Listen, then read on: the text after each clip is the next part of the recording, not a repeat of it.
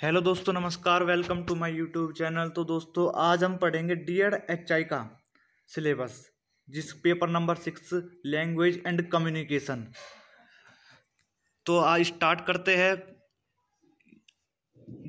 Paper number 6 है ये knowledge related objectives ये वैसे ही दे रखे हैं बेसिक नॉलेज के लिए। बाकी स्टार्ट तुम्हारा सिलेबस यहाँ से है, यूनिट 1 से, introduction to communication and language, जिसका 1.1 पॉइंट है definition, meaning and scope of communication. इसके अंदर हमें लैंग्वेज एंड कम्युनिकेशन की डेफिनेशन पढ़नी है, मीनिंग पढ़नी है, इसका अर्थ बताना है, स्कोप ऑफ कम्युनिकेशन यानी संप्रेषण का क्या स्कोप है, कहाँ कहाँ तक फैला है, इसको देखेंगे।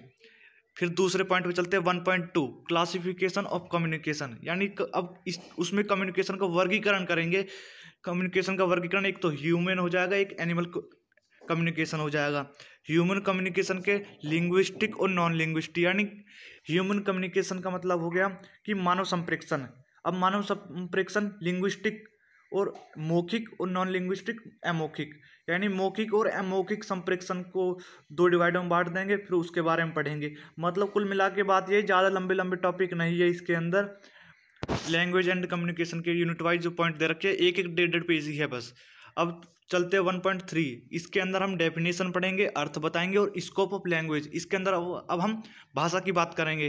पहले हमने इस कम्युनिकेशन की बात करी, इस बार हम भाषा की बात करेंगे, जिसके अंदर हमें स्ट्रक्चर बतानी है, इसकी संरचना बतानी है। भाषा की संरचना क्या है, कैरेक्टरिस्टिक्स जो विशेषता बतानी है, फंक्शन ऑफ लैंग्वेज मतलब लैंग्वेज किस जगह काम आती है, लैंग्वेज के कार्य क्या है, इसके बारे में डिस्कस करेंगे। अब चलते हैं 1.4 इनटेंस ऑफ लैंग्वेज। अब ए कॉम्पिटेंस ऑफ परफॉर्मेंस के बारे में बताएंगे, B deep and surface structure. अब चलते हैं 1.5 language development in non impaired children. इसके बारे में ए पॉइंट है prerequisites of language development, B point है डेवलपमेंट फेसिस।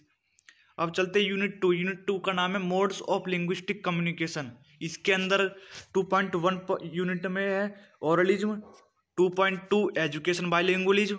इसके अंदर आप देख लेना क्या क्या है, जब आप पढ़ोगे तो आपको सब दिख जाएगा। इसके अंदर 2.3 टोटल कम्युनिकेशन। टोटल कम्युनिकेशन के अंतर्गत आते हैं जितने भी प्रकार के संप्रेषण हम बोलने में यूज करते हैं वो सभी यूज करना।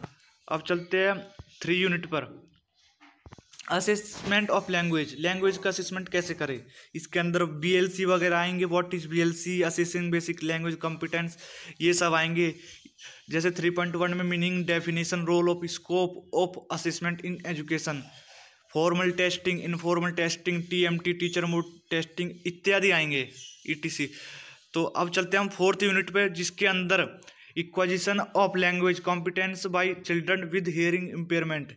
इसके अंदर हम पढ़ेंगे लैंग्वेज टीचिंग लैंग्वेज के प्रिंसिपल पढ़ेंगे पहले पॉइंट में। दूसरे में पढ़ेंगे टीचिंग लैंग्वेज की विधि, यानी मेथड क्या है। मेथड कुछ मेथड दे रखे हैं इसके अंदर भी, जैसे स्ट्रक्चर मेथड हो गया, फिट्जरल मेथड हो गया, apple tree program, Barry 5 slate system, colour code system, ये सब मेथड है। स्ट्रक्चर मेथड के प्रकार हो गए ये, फिट्जरलैंड, एप्पल ट्री, बेरी। अब दूसरा मेथड क्या है, नेचुरल मेथड। तीसरा मेथड है कंबाइंड मेथड। अब चलते 4.3 techniques of teaching language to children with hearing impairment. इसी प्रकार 4.4, उसी प्रकार 4.4 के अंदर 1 पॉइंट। अब चलते हैं 5th यूनिट पर, लिटरेसी स्किल। इसके अंदर हमें मीनिंग बताना होगा इसका, लिटरेसी स्किल का, और स्कोप बताना होगा 5.1 में। फिर 5.2 में बताना होगा हमें activities for all reading skills, development बताने होंगे, फंडामेंटल, रिमाइंडर, क्रिटिशनल, ये इत्यादि सब बताने होंगे। अब चलते हैं आगे 5.3, जिस यूनिट का यूनिट नहीं है ये, 5 यूनिट का ही टॉपिक है, डेवलपमेंट ऑफ राइटिंग स्किल्स, यानी राइटिंग स्किल को विकास के बारे में कुछ बातें होंगी इसमें।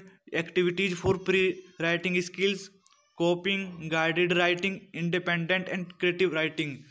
ये मैंने आज आपको लैंग्वेज एंड कम्युनिकेशन के सिलेबस के बारे में डिस्कस किया है। तो डीएड एचआई का सिलेबस है। यदि आप मेरे चैनल पे नए हैं तो चैनल को सब्सक्राइब जरूर कर लेना आने वाले नोटिफिकेशन के लिए। तो धन्यवाद।